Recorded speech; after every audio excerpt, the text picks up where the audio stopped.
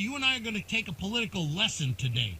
Ripped from the headlines, there is a candidate for office who didn't get exactly all the details right and is getting just slammed for it. You and I are going to learn a very valuable political lesson later in the show. Mark in Seattle. Hiya, Mark. Hey, Norman. Mark Taylor-Canfield. Thanks for visiting us up here. That was a great event. Thank you. I enjoyed myself there. It was nice seeing you. Well, we got the inside story to what goes on in the corporate world when it comes to media, and that's really important to all of us here. Particularly important to me because I was a reporter for Free Speech Radio News on Pacifica for 6 years, and that has gone on because of the network. So, big issue, and it was great to hear our local heroes, Job Parrish and Goldie from the Horse's Ass blog, talking about, what their experiences have been in Seattle as far as progressive media. But somehow, Norm, we got to get this all together. And I wanted to let you know that I wrote an article over at Op-Ed News about that event. I read it. It was terrific. Good. I'm glad you read it because I quoted you throughout the whole article. No, and I appreciate it very, very much. And by the way, the only regret I have about that event is I didn't get a chance to meet France. Here's the thing. In Seattle, we have a new grassroots political movement that's happened. It's surrounding the $15 an hour minimum wage. And there was an event on Sunday at the Labor Temple in downtown Seattle, which was packed. It was standing room only. A lot of the labor unions were there. The SAIU, of course, was supporting it. But the most important thing to me was that the head of the King County Labor Council basically got up and said, okay, we were wrong. We should have supported Kshama Sawant, the Occupy, socialist candidate. And she won her seat. She's the one who has inspired this $15 an hour minimum wage campaign. And let me tell you, they are super organized.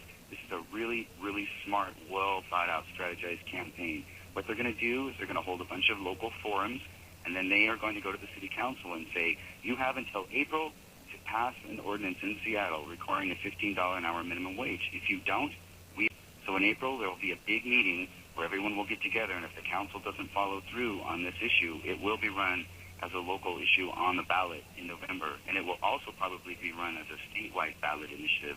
So I'm really impressed by the organization, the intelligence, and the strategy going on behind the scenes here. I think they got it down. I think it's going to be successful. They're really, really dedicated and really, really organized. And it's great to see that, Norm, because in Seattle we have the typical problem with the progressive folks and the left folks refusing to work together and all that infighting. Well, the King County Labor Council representative who, and there's hundreds of thousands of members, said it's time to stop that. We need to learn how to agree to disagree, work on the issues that we all have in common, and forget our differences. And I think that's the turning point.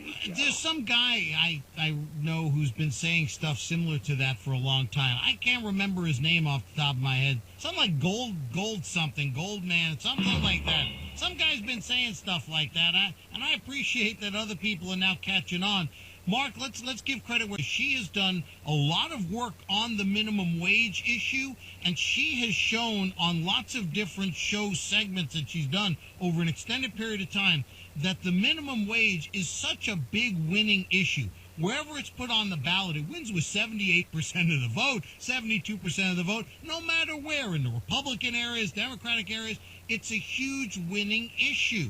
Especially now that people get it, that there's been a war on the poor and a war on the middle class to push the middle class into the poor.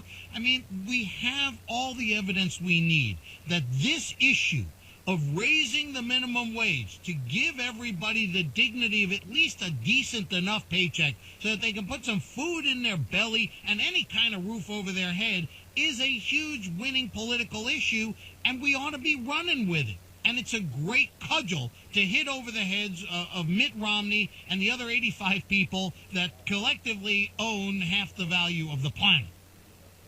And that Oxfam report that you talked about is so important. I've been tweeting about that all day. That should be brought up in this campaign. Political people in Seattle together in a way I haven't seen before. And this is just the beginning, Norm, because Kshama Sawant has inspired so many people to join this grassroots movement that you can bet there's going to be more candidates running for local office in Seattle on these kinds of issues. We got rent control, we've got gentrification, we've got ecological issues to deal with here, and I think that this is the beginning of a whole. Oh, and by the way, I got to send you the CD of our band's new music, so I'll try to get. I answered you. Well, it's on our website, normangoldman.com. There's a contact Norm button right on the front page. The address is right there. Nice and easy. I will do it. Mark, thank you so very, very much. subscribe to Norm's monthly podcast, folks. It's invaluable. Thank you. And Mark, you actually have an unfair advantage over everybody else because you were there this past Saturday night when I just spent the better part of an hour just laying out the whole here's what's going on with radio thing, and now I am reproducing that segment by segment in the Beyond the Norms. So you heard the whole thing. You now have the facts of life, and it's time everybody got the facts of life. Mark, I got to move along. I'm really the Norm and Goldman Show. Get Norm on your schedule 24/7 by signing up for Beyond the Norm at normandgoldman.com. This is the Norm and Goldman Show. Dividing America based on who has money and who hasn't. Blow it out. If you looked at the topics that I posted today at our website and on our Facebook page, the Norm and Goldman Show, you'd see that one of the big topics is money in politics. And I've already gotten us started here with, Citizens United, this being the 4th anniversary of a disgraceful U.S. Supreme Court case that just, 5 unelected people appointed for life just declared a huge new law. They decreed it, and they fundamentally, radically reshaped our politics. Well, that's one example of money in politics that we're talking about today. I hope you're familiar with Oxfam. Tell me you're familiar with Oxfam. I have no idea. Well, the booze has gotten him, so you gotta discount him. But understand that Oxfam International is a huge organization, based in London, been around forever. Oxfam has just come out with a new report, and I hope you're sitting down, because their conclusion is the 85 richest people in the world have as much wealth as the bottom half of the world's population combined. Now, that is just a stunning number. 3.5 billion people, with a B, 3.5 billion people combined have the exact same wealth as 85 people. Now, let's start with that. And the way Oxfam put it was, in their report, they said the 85 richest people, quote, and I quote the Oxfam report, "It is staggering that in the 21st century, half of the world's population own no more than a tiny elite whose numbers could all sit comfortably in a single train car." And that's right. I mean, 85 people own over $1 trillion. I mean, pardon me, 110 trillion. That's a whole different thing. Over 110 trillion. 85 people. Now, this fact has not been lost on a lot of Americans. We'll talk about the Americans right now because this is America. A brand new Gallup poll out, Gallup, a brand new Gallup poll shows that 2/3 of us, 2/3 of Americans, are unhappy, dissatisfied with the way income and wealth are distributed in the United States. So Americans, or pardon me, the American people, are well aware of the fact that there has been a war on the poor and a war on the middle class, and that income inequality is staggering, to use the word of Oxfam. And they're unhappy about it. One more fact for you, and then I'm turning to the telephone at 1-888-321-6001. I do have another senior legal analyst topic for you in a half hour, but this one should not surprise you. The percentage of income that has gone to the rich as opposed to the middle class and poor has grown dramatically beginning in 1980. Let me ask you a question. What happened in 1980 in America? There you go again. Well, I just gave you a hint. Well, there you go again.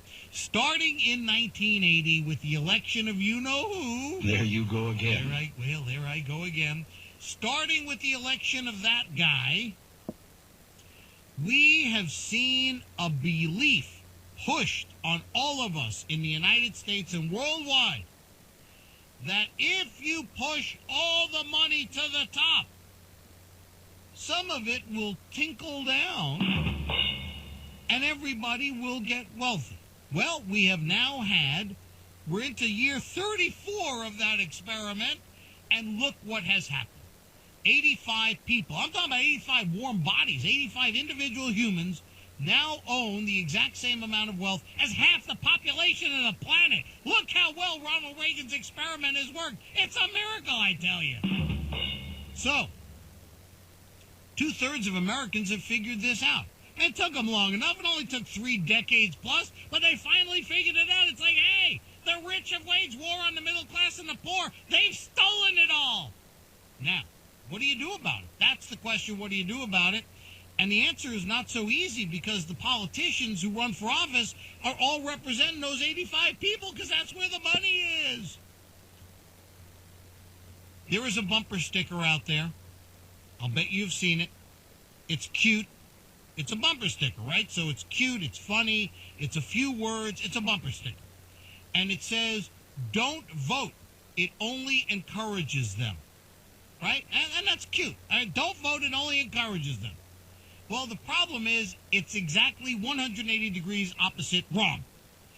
If you don't vote, you are encouraging them. Because the more you don't vote, the more the politicians say, wow, by being horrible and disgraceful and corrupt and just awful, we've turned people off.